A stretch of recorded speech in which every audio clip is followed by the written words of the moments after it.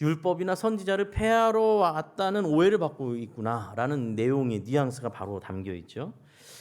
오늘 예수님께서 어떤 오해를 받으신 것이며 왜 그런 오해를 받으셨고 또 그 오해가 오늘날 우리에게는 과연 자유로운 이야기니까 우리가 함께 그 말씀을 함께 좀 살펴보려고 합니다. 이 구절이요, 오늘 읽은 본문이 생각보다 잘 이해를 하고 있는 분이 많지는 않아요. 설명이 필요해요. 그리고 또 공부를 해야 되는 본문입니다.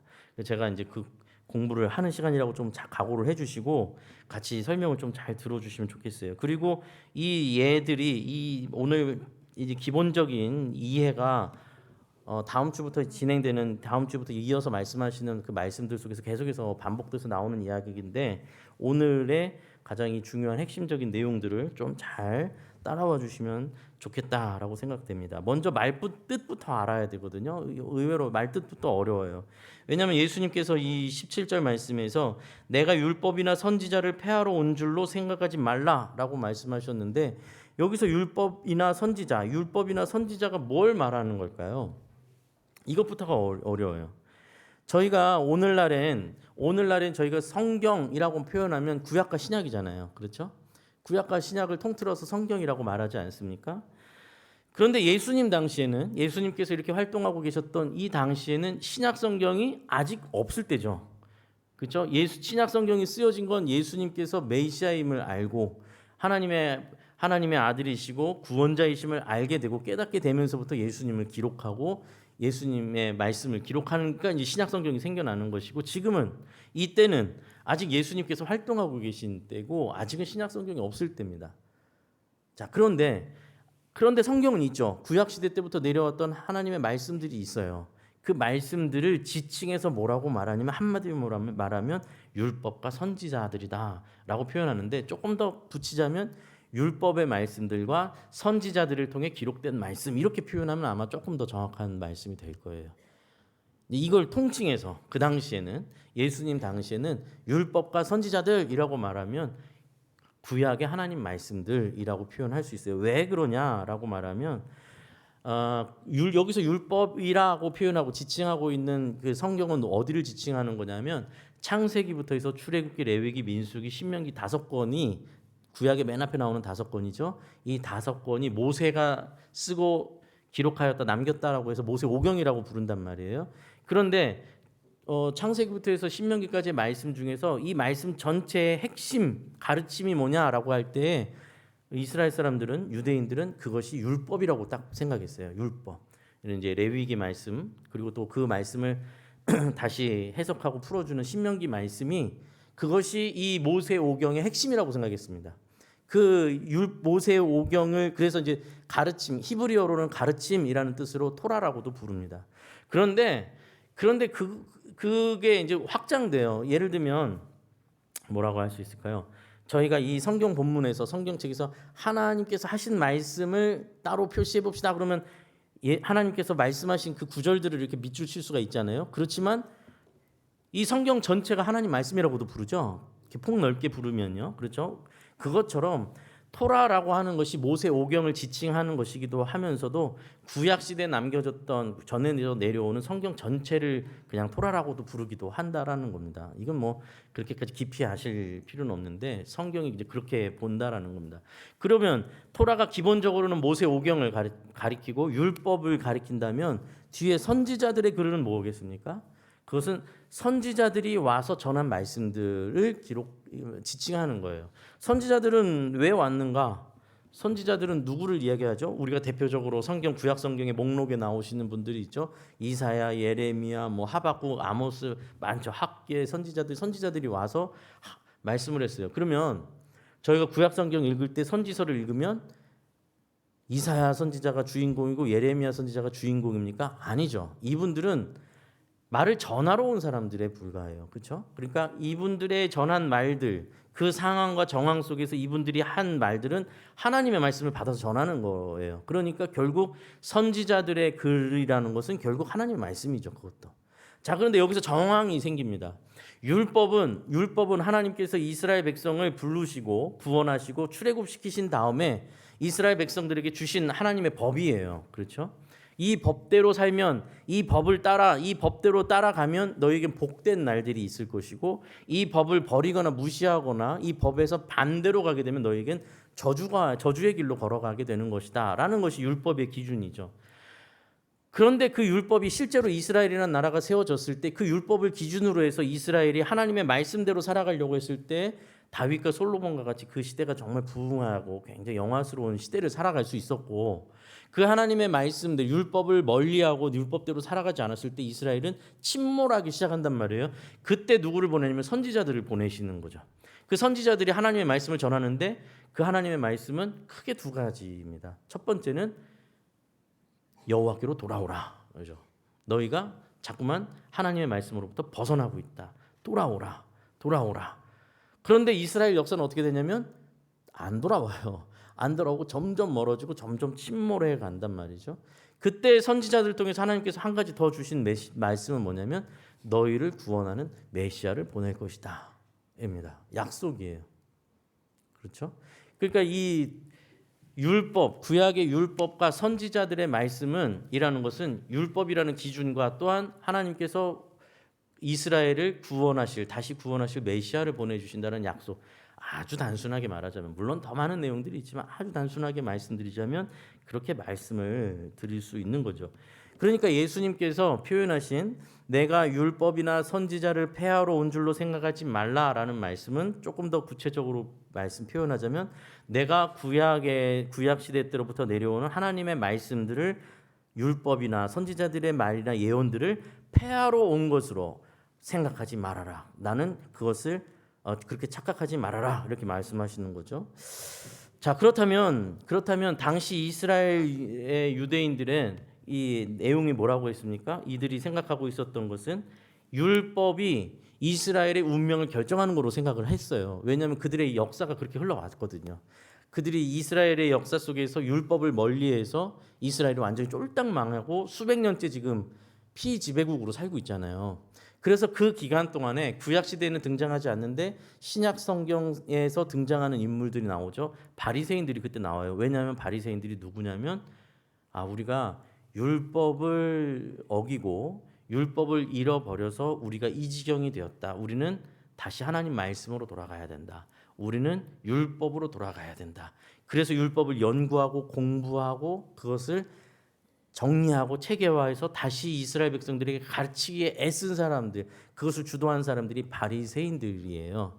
그 바리새인들과 서기관들과 율법 학자들이 이스라엘을 다시 말씀으로 율법으로 다시 세워야 된다고 믿었던 사람들입니다. 그들이 그렇게 말씀으로 그리고 선지자들은 말씀드렸던 것처럼 여호와께로 돌아오라. 그리고 메시아가 올 것이다. 이제 이 말씀을 전했다라고 하는 거죠. 그러면 이들은 바리새인과 서기관들과 율법 학자들은 좋은 일을 한 거잖아요. 그렇잖아요. 하나님의 말씀대로 돌아가야 된다. 율법으로 돌아가야 된다. 그리고 메시아가 올 것이다.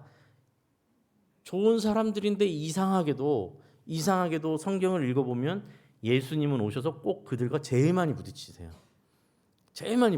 그래서 여기서부터 이상해지는 거예요. 이 바리새인들, 율법학자, 서기관들, 종교 지도자들과 예수님이 가장 많이 충돌을 하고 예수님이 그들을 가장 많이 책망하십니다. 그러다 보니 그들 입장에서는 우리가 말씀을 지키는 자들이고 말씀을 가르치는 자들이고 말씀대로 살려고 하는 자들인데 왜 저 예수는 우리랑 자꾸 충돌하고 우리와 함께하지 않고 왜 저러지? 이렇게 되면서 예수님도 오해를 받기 시작한다라는 것이죠. 예수님이 오해를 받은 지점은 성경에서 굉장히 많이 나오고 있어요. 오늘 그냥 아주 단순하게는 저희가 보고 있는 산상수훈만 해도 그렇죠. 산상수훈을 저희가 보고 있었잖아요. 팔복부터 봤잖아요. 예수님께서 산상수훈에서 제일 먼저 하신 말씀이 뭡니까? 심령이 가난한 자가 복되다고 하신단 말이에요. 애통하는 자가 복되다고 말씀하신단 말이에요. 이건 아니잖아요. 이제 제가 바리새인으로 적용해서 하는 말이에요. 심령이 가난하고 애통하면 뭐 불쌍히 여겨줄 수도 있고 뭐 동정을 해줄 수는 있을지 모르겠지만 저 사람들은 하나님의 의에 가까운 사람들이 아니잖아요. 율법을 더 잘 지키고 율법을 많이 행한 사람들, 율법대로 지켜 행한 사람들이 그 사람들이 복받은 사람들이지 어떻게 저 심령이 가난하고 애통하는 자들이 복되는가? 그렇게 예수님이 자꾸 보이는 겁니다. 심지어는 예수님은 바리새인들과 어울리시는 것이 아니라 바리새인들 관점에서 봤을 땐 실패자들, 율법에 의해 도달할 수 없는 자들을 자꾸만 찾아가시고 그들을 만나시고 식사하시고 그들을 귀하게 자꾸만 여겨요. 세리들, 창녀들, 바리새인들이 봤을 때는 가까이 가서는 안 되는 사람들인데 그들과 자꾸만 섞인단 말이에요, 예수님이. 그러니까 오죽하면 이 바리새인들과 종교 지도자들이 예수님께 별명을 붙이죠. 죄인들의 친구라 이렇게요. 이거는 높이는 말이 아니고 비아냥거리고 비꼬는 말이거든요. 저 그 같은 무리야 저거. 이거 저 예수 제 끼리끼리 노는 거야. 이렇게 표현하는 거란 말이죠. 일단 만약에 예수님께서 정말 하나님이 보낸 선지자거나 바리새인들이 봤을 때요. 혹시라도 진짜 메시아라도 된다면 말이죠. 그러면 예수는 어떻게 했어야 되는 겁니까? 바리새인들이 봤을 때 적어도 제일 먼저 바리새인들을 칭찬해 줘야죠.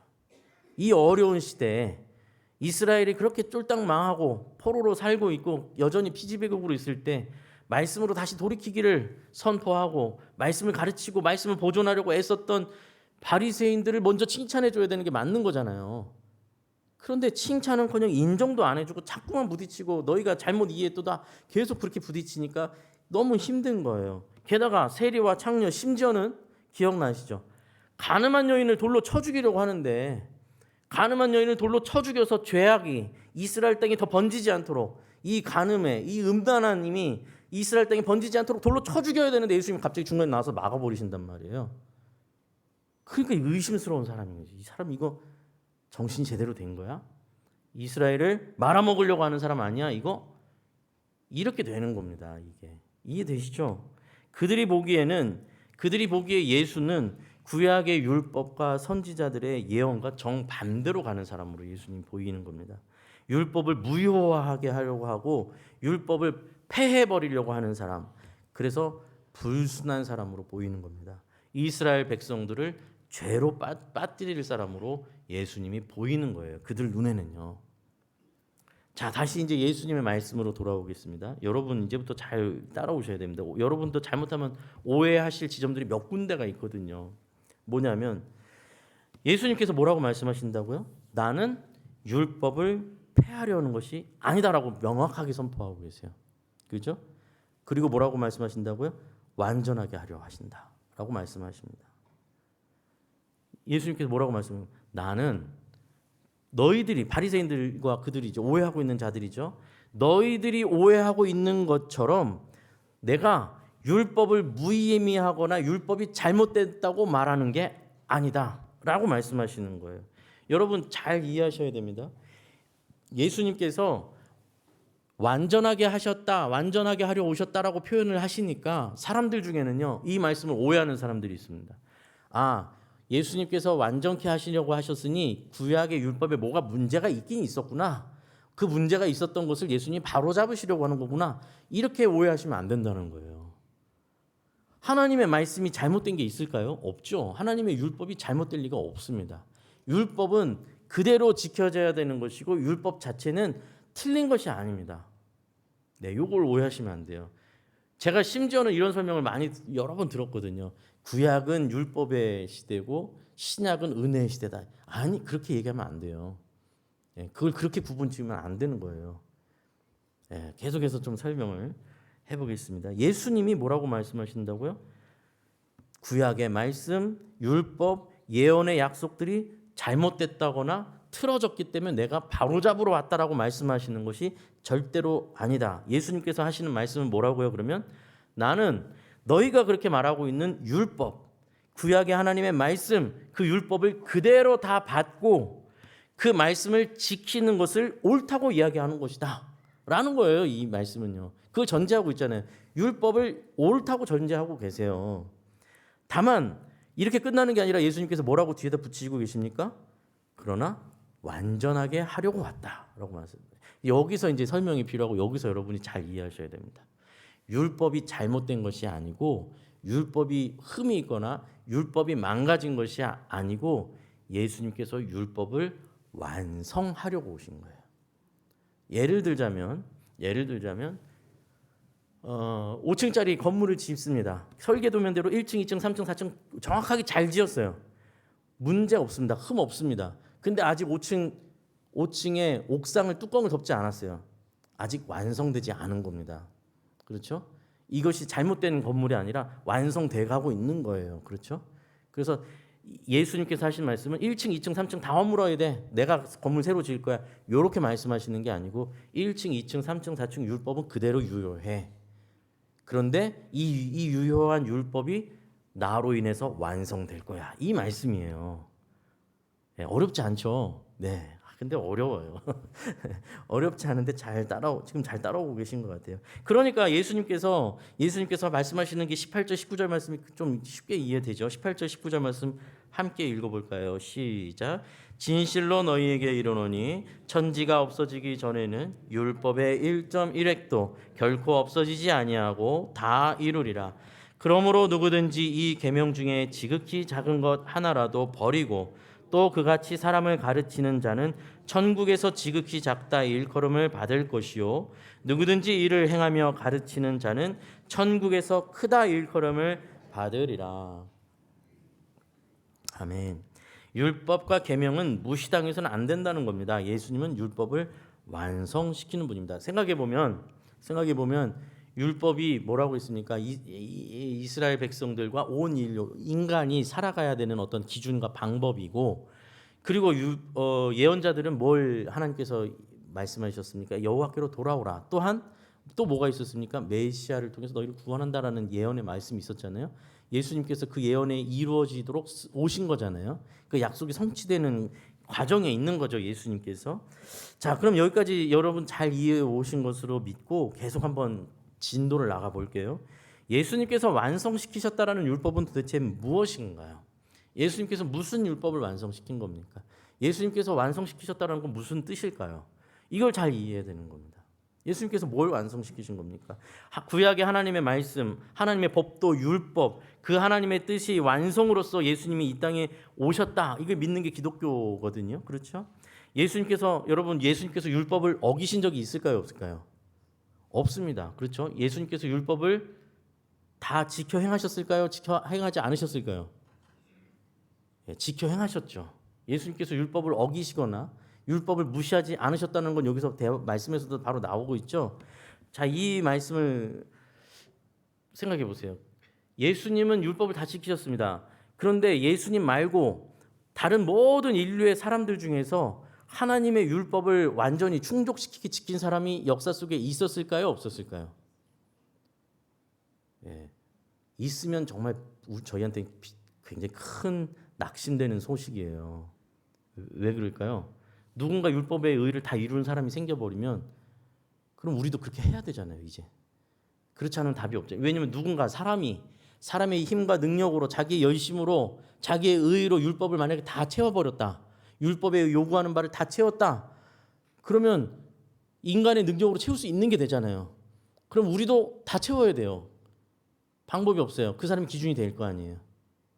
그러나 아담과 하와의 타락 이후로 예수님이 오시는 그날까지 율법의 요구를 다 채우는 사람은 세상에 아무도 없습니다. 우리만 한번 볼까요? 오늘 우리만 생각해 봐도 오늘 어버이 주일이지 않습니까? 이제 이 바리새인들은 율법을 하나하나 다 쪼개가지고 나열해가지고 성경에 있는 율법들을 다 해보니까 613개 정도 항목이 나온대요. 그걸 어떻게 해서든 다 지키려고 애쓰는 사람들이 이 바리새인들이란 말이에요. 근데 이제 그 중에 가장 뼈대가 되는 대표가 되는 10개의 계명이 저희가 알고 있는 10계명이죠. 그 10계명만 한번 생각해 보겠습니다. 10계명 오늘 어버이 주일이기도 한데 어버이 주일인데 제 5계명에 내 부모를 공경하라. 나오죠. 바로 나오죠. 여러분 여기서 내 부모를 공경하라를 처음부터 끝까지 지금까지 나는 자신 있게 지켜왔다고 말할 수 있는 분 있으면 손 한번 들어주시면. 사춘기도 없었다 나는. 난 태어나면서부터 아버님 어머님 하면서. 그런 사람이 어디 있어요? 거짓 증거하지 말아라. 또 남의 것을 이웃의 것을 탐내지 말아라. 탐욕의 문제에서 여러분 자유로웠던 사람이 여기가 누가 있습니까? 여기서 졸업하면서 아무도 없어요. 고작 10개의 계명 중에 3개를 던져도 그것도 다 충족을 못 시키는 게 인간이에요. 그렇죠? 예수님 이전에 그 율법의 요구를 충족시킨 사람, 하나님의 기준의 의의를 완전히 이뤄낸 사람은 없습니다. 그 말인즉슨 뒤집으면 뭐가 될까요? 무슨 말이 될까요? 그 율법을 앞에 딱 세워놓았을 때, 그 사람 앞에 율법을 세우거나 그 율법 앞에 사람을 세웠을 때 구원에 이른, 그 율법에 충족돼서 구원에 이를 수 있는 사람은 역사상 아무도, 예수님을 제외한 아무도 없다라는 말입니다. 그렇죠? 아무도 없고 이후로도 없다라는 겁니다. 그게 타락한 인간이죠. 그렇죠? 자, 그런데 예수님은 율법의 요구, 인류를 향한 율법의 요구, 인간은 이래야 된다라는 하나님의 뜻, 그것을 온전하게 충족시키신 유일한 분이시죠. 그렇죠? 율법의 기준을 유일하게 이루신 분이 예수님이세요. 아담과 하와의 타락 이후로 하나님의 기준에 도달한 인류 역사 이래 처음인 것이죠. 놀라운 것은 그 율법의 요구, 긍정적인 요구, 하나님의 뜻을 이루어야 되는 그 긍정적인 의미의 율법의 요구를 완전히 충족시키신 그 분께서, 예수께서 율법에 또 다른 요구가 있겠죠. 반대되는 요구. 뭐겠습니까? 죄인들은 심판하는 요구가 있겠죠. 그죠? 율법의 기준에 의해서 심판해야 돼요. 그렇죠? 그 심판의 요구도 온전히 다 받아내신 분이 예수님이 되는 거죠. 그렇죠? 예수님께서 우리를 대신하여, 이 모든 인류를 대신하여 그 율법의 요구, 심판의 요구도 스스로 그것을 다 받아내시는 분이 예수님이 되셨습니다. 그래서 예수님께서는 성경에서 두 번째 아담이라고도 표현합니다. 인류의 대표가 되셔서, 첫 번째 아담은 죄가 왕노릇하게 만드는 아담이었다면, 두 번째 인류의 대표가 되신 아담 예수님은 율법의 요구를 모두 성취하신 분, 율법을 다 지키실 뿐만 아니라 율법의 심판도 그대로 다 받으셔서 율법을 완성시키시는 완성자가 되시는 분이 예수님이 되셨다라는 겁니다. 그렇죠? 그런데 율법의 요구대로 죄인들은 죽고 심판을 받아 죽어야 하고 심판의 사망에 이르는데, 예수님께서 그것을 받으시고 그것을 감당하시고 죽음 속으로 들어가셨으나 그 죽음은 예수님을 가다 놓을 수가 없었으니, 왜냐하면 율법대로라면 죄 없는 자는 그렇게 그 죽음에 들어갈 수가 없기 때문이죠. 그렇죠? 율법을 이루셨기 때문에, 성취하셨기 때문에 죽음은 예수 그리스도를 죽음 안에 가둘 수가 없습니다. 예수님께서는 그 죽음을 깨뜨리고 다시 생명으로 나오셔서 생명의 길을 새롭게 만들어 내셨다. 이게 우리가 믿는 복음이잖아요. 그렇죠? 그 예수님을 붙들고, 예수님을, 내 의와 내가 율법 앞에서는 도저히 율법을 채울 수 없는 존재인데 그 율법을 이루신 예수님, 율법을 완성하신 예수님께서, 그 예수님을 우리가 붙들 때, 그 예수님을 붙들고 우리가 그 예수님의 죽으심과 함께 우리의 옛사람이 죽고 예수님의 살아나심을 통하여서 우리가 새 생명을 얻는다. 이게 우리가 믿고 있는 예수 그리스도의 복음의 소식이고, 그것이 우리가 말하는, 성경에서 말하는 은혜죠. 은혜, 하나님의 은혜, 하나님의 사랑, 구원입니다. 예수님께서 이 일을 성취하시겠다라는 겁니다. 내가 온 것은 이것을 성취하러 온 것이다. 율법을 완전히 지킬 수 없어서, 율법을 지킬 방법이 없어서, 율법을 어떻게 해도 율법에 도달할 수 없는, 율법의 요구대로 살아갈 수 없는, 그래서 심판의 대상밖에는 더 이상 길이 없었던 우리에게 생명의 길을 주시기 위하여 예수님께서 율법을 무시하거나 없애는 것이 아니라 율법을 온전히 지켜서 그것을 이루고 율법이 말하는 심판까지도 다 받아내어서 율법을 이겨내시고 오히려 은혜로, 하나님의 은혜로 생명의 길로 인도하시는 겁니다. 그래서 사실은 바리새인과 서기관들이 봤을 때 예수님이 걸어가는 길이 율법에 어긋나거나 비껴가거나 아니면 반대로 간다고 생각하고 있지만, 정작 예수님은 율법 따지고 보면 율법의 정중앙을 막 열심히 걸어가고 계신 거예요. 율법을 그대로 지켜나가시면서 율법이 말하는 그 율법이 선고하는 사형 선고까지 그대로 다 받으시면서 가시는 게 예수님의 율법의 완성을 위한 길이었다라는 것을 기억하시면 되겠습니다. 문제는 여기서 끝나면 또 오늘 설교가 정말 반쪽만 이해하고 가시는 게 됩니다. 진짜 중요한 게 20절에 있습니다. 20절 말씀 함께 읽어보겠습니다. 시작. 내가 너희에게 이르노니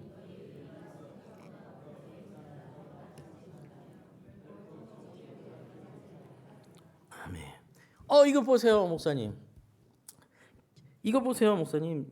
율법 별로 필요 없는 것 좀 자꾸 말씀하시는 것 같은데 예수님께서 말씀하시지 않습니까? 너희 의가 서기관과 바리새인보다 더 낫지 못하면 결코 천국에 들어가지 못한다고 하셨는데 라고 이제 생각보다 많은 분들이 또 여기서 걸립니다.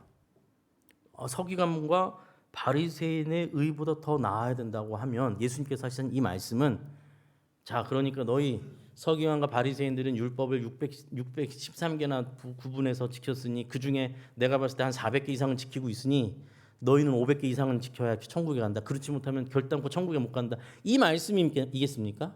아니란 말씀입니다. 이 말씀은 예수님께서 말씀하시고 있는 것은 그 서기관과 바리새인들이 율법을 잘못 이해하고 있다라고 말씀하시는 겁니다. 그들이 하나님의 뜻을 잘못 이해하고 있다. 율법의 완성은 율법을 인간이 지켜내서 인간이 거기까지 도달해서 율법의 완성이 이루어지는 것이 아니라 율법을 완성시키시는 예수님이 곧 하나님의 뜻이심을 깨달아서 예수님을 붙드는 것에 있다. 그것에 하나님의 의가 담긴다라는 얘기잖아요. 그렇죠? 우리가 서기관과 바리새인보다 더 율법을 철저히 지켜야만 천국에 간다는 그런 말씀이 아니라는 겁니다.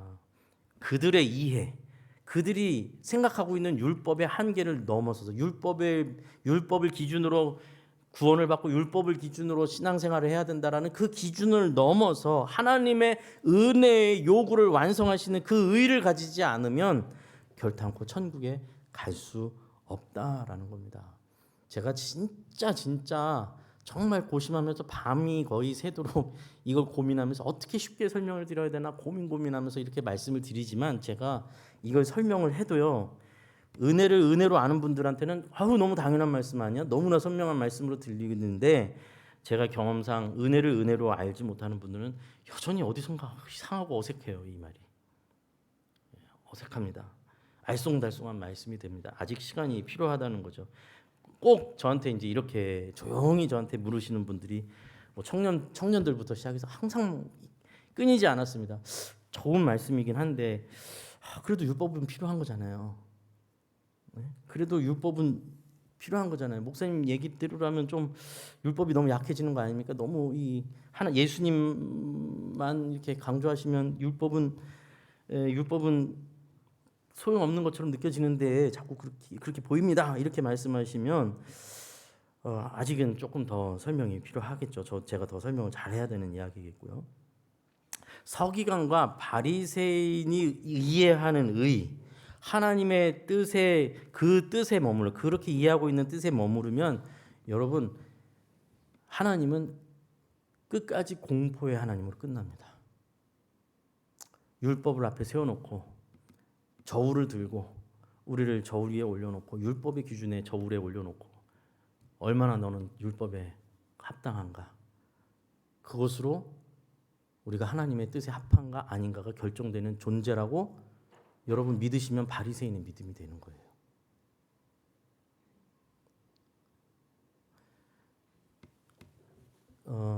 세상에서 어찌 보면 세상에서 가장 교만한 말이 뭐가 될까 저는 생각해 보면 어쩌면 아이러니한 역설적으로 제가 이제 사실은 신앙 상담을 하거나 면담을 하거나 뭐 청년부터 시작해서 좀 생각보다 많이 겪는 일 중에 하나가 뭐냐면 신앙생활을 오래 해도 모태신앙으로 크고 해도 실제로 이제 깊이 신앙 상담을 하다 보면 의외로 많은 청년부터 시작해서 많은 어른들이 의외로 이런 말을 합니다.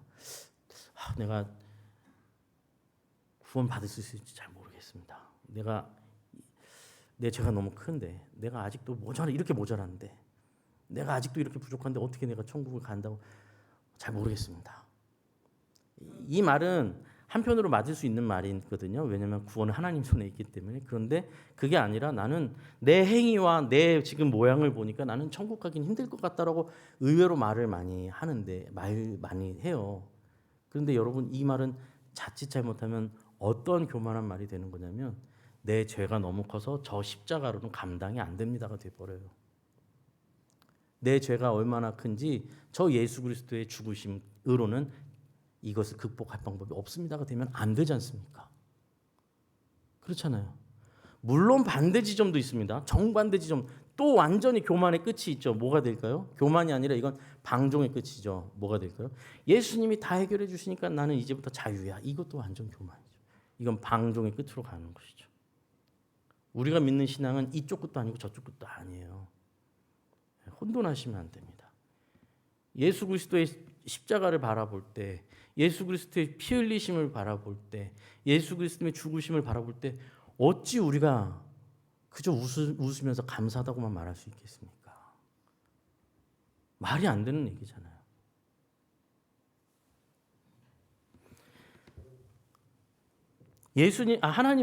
하나님은 여러분 바리새인과 이 서기관들의 이해를 기준으로 생각할 때 여러분 하나님은 심판하시는 분이시고 우리를 저울 위에 올려놓고 율법이라는 저울 위에 올려놓고 계속해서 그 율법을 채우기 위해서 애써야 되는 존재로 이해하게 되면 하나님은 늘 공포의 하나님이고 우리를 늘 저울 위에 올려놓고 이 녀석 이거 이래가지고 네가 천국 가겠냐라고 하시는 분으로 느껴지니까 늘 공포 속에서 신앙생활하게 되는데 그 하나님이 예수님 말씀하시는 게 그게 아니라는 거예요. 율법의 뜻은 그게 아니라는 거예요. 하나님이 그럼 심판의 하나님은 아니십니까? 성경에 심판하신다고 되는데 심판은 심판자세요. 하나님은 심판주로 오실 겁니다. 예수 그리스도도 심판하러 오실 거예요. 저울이라고 제가 비유적으로 표현했지만 맞습니다. 율법의 기준에 맞춰서 모든 사람들이 심판대 위에 올라서게 될 거예요, 여러분. 이걸 지금 부정하는 게 아니에요. 예수님께서 말씀하시듯이 구약의 율법을 나는 폐하는 게 아니다. 그대로 난 지키고 있는 거다라고 말씀하신 것처럼 심판주요 우리의 죄를 저울로 달아보시는 하나님은 분명히 우리를 바라보시고 저울질을 하실 거예요. 문제는 뭐냐면 그 하나님께서 그 문제로부터 자유케 하시려고 예수 그리스도도 보내셨다라는 겁니다. 그걸 받아들여야죠. 심판자이자 구원자시다라는 것을 기억하셔야 됩니다. 우리는 우리 죄의 무게와 우리의 이 꼴의 처참함을 누구보다도 잘 알아야 됩니다, 여러분. 율법에 비춰보면 단지 2개, 3개만 던졌는데도 여러분 아무도 대답을 못 하시잖아요. 저도 대답 못할 얘기들이거든요. 너무나 처참한 존재가 저희입니다. 그러나 우리가 붙드는 것은 그래서 이 처참한 내가 넘어서서 더 율법에 맞는 사람이 되는 것으로 답을 찾아서 하나님 앞에 벌벌 떨면서 나가는 그 길을 하나님께서 우리에게 요청하시는 것이 아니라는 것을 기억하여 주셔야 합니다. 그것이 아니라 우리는 우리를 위해 심판을 대신 받으신 예수님을 붙들고 늘어지기에 그 은혜를 붙들고 있기에 사는 존재예요. 아까 전에 애기들이 이렇게 있었지 않습니까? 저기 애기들 지금 오늘 세례받은 애기들 중에 야 이제 너는 이제 좀 커야지 바닥에 내놓고 알아서 살아봐라. 내려놓으면 어떻게 돼요? 다 큰일 나요. 쟤들은 그냥 매달려 있어야 돼요. 지금 붙드는 거예요. 붙드는 거.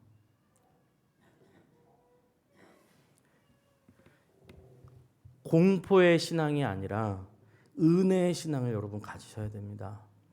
네. 이게 더 어려운 길입니다, 여러분. 죄송하지만 사실 무서워서 하는 게 더 쉬워요. 사실은 겁나니까 맞을까봐, 두드러 맞을까봐. 물론 그런 면도 있어요. 그럴 때가 있죠.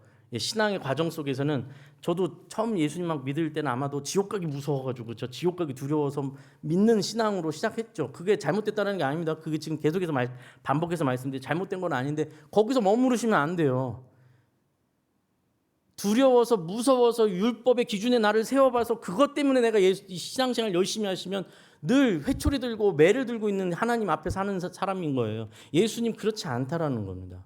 그럼 뭘 어떻게 열심히 해요? 그거 없으면 어떻게 열심히 해요? 때려야 열심히 살죠. 아니죠. 너무 감사해서 내가 받은 은혜 감당할 수가 없어서 어떻게 나 같은 자를 위해서 어떻게 이런 벌레마도 못한 인간을 위해서 그 창조주요 하나님의 아들이 벌거벗김을 당하고 그 십자가의 죽음을 당하시는가? 어떻게 신이 나무에 매달려 죽는가? 어떻게 창조주가 피조물의 손에 죽임을 당하는가? 내가 뭐라고? 내가 누구라고? 내까짓 게 뭔데? 주님께서 나를 위하여 그 율법의 죄 심판을 다 감당하시는가? 내가 어떻게 해야 되는 겁니까, 주님? 그러면 나는 어떻게 살아야 되는 겁니까? 고민하며 나아가는 사람들은 어느 순간 율법 위에 서 있는 사람이, 율법을 지켜가고 있는 사람이에요. 율법을 깨달아가는 사람. 물론 고민하면서 성경을 보게 되겠죠. 하나님, 그럼 나는 어떻게 살아야 되는 겁니까? 난 하나님 모르고 여지껏 살았는데 이 하나님 사랑을 알고 나니 미치겠습니다. 나 어떻게 살아야 되는 겁니까? 이전처럼은 살 수 없는 건 아닙니까? 하나님 말씀 어떻게 되어 있습니까? 율법은 어떻게 말하고 있습니까?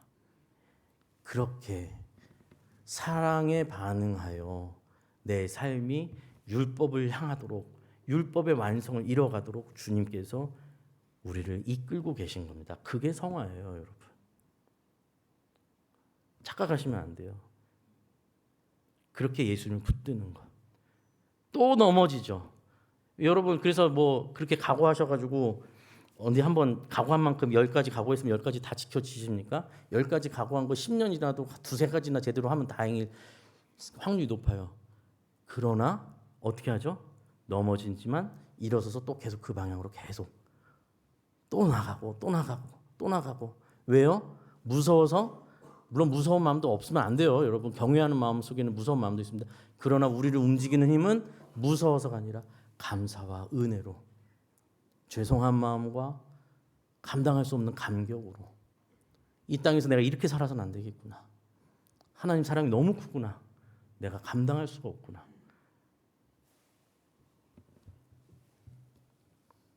사랑하면 고민하게 됩니다.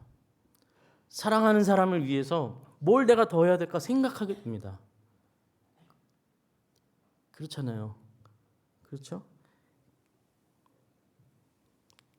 매를 맞기 싫어 율법을 지키는 그 신앙의 길을 넘어서서 사랑하여 더 나은 모습을 보여주고 싶은 그 마음, 그리하여서 내가 하나님의 형상을 닮아가고 예수 그리스도를 뒤를 따라가기를 소원하는 그러한 성숙하고 아름다운 신앙의 길을 걸어가시는 저와 사랑하는 시흥평안교회 성도 여러분 되시기를 간절히 소원합니다. 기도하겠습니다. 하나님 아버지, 감사합니다. 주님, 쉽지가 않습니다. 주님, 순식간에 율법주의로 빠지기도 하고 순식간에 방종에 빠지기도 합니다. 정말로 어렵습니다. 저희는 정말 못났습니다.